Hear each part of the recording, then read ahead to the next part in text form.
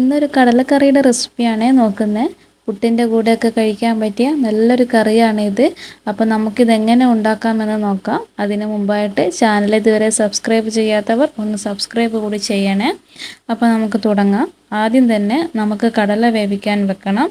1/2 cup കടല നല്ലപോലെ കഴുകി 6-7 മണിക്കൂർ വെള്ളത്തിലിട്ട് കുതിർത്തെടുത്ത് വെക്കാം. രാത്രിയിൽ കിടക്കുമ്പോൾ വെള്ളത്തിലിട്ട് വെച്ചിട്ട് രാവിലെ എടുത്ത് ഉപയോഗിച്ചാൽ മതി. ഇനി ഇതിലേക്ക് ഒരു 1.5 കപ്പ് വെള്ളം ചേർത്ത് കൊടുക്കണം.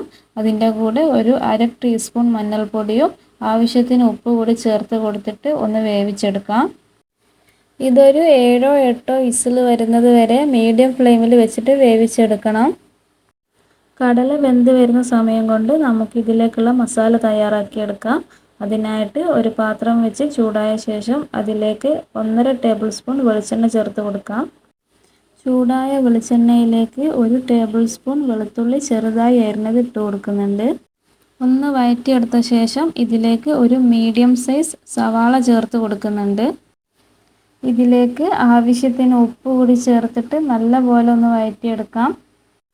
വഴണ്ട് വന്ന ഉള്ളിയിലേക്ക് 2.5 ടേബിൾ സ്പൂൺ മല്ലിപ്പൊടിയും 1 ടീസ്പൂൺ മുളക് പൊടിയും 1/2 ടീസ്പൂൺ ഗരം മസാല കൂടി ചേർത്ത് കൊടുക്കുന്നുണ്ട്.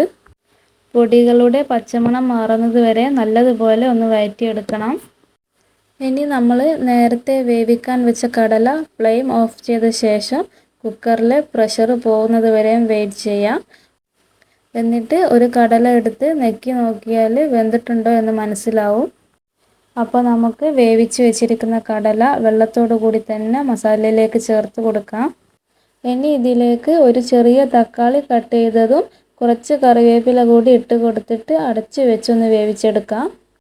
വെള്ളം കുറവാണെങ്കിൽ കുറച്ച് ഒഴിച്ചു കൊടുത്താൽ മതി. ഇനി ഇത് നല്ലപോലെ തിളച്ച ശേഷം ഇതിലേക്ക് തേങ്ങാപ്പാൽ ചേർത്ത് കൊടുക്കുന്നുണ്ട്. തേങ്ങാപ്പാൽ ചേർത്ത് കൊടുത്താൽ പിന്നെ കറി തിളക്കരുത്. ഒന്ന് ഇളക്കിയതിന് ശേഷം ലോ ഫ്ലെയിമിൽ വെച്ചിട്ട് ഒന്ന് ചൂടാക്കി എടുത്താൽ മതി.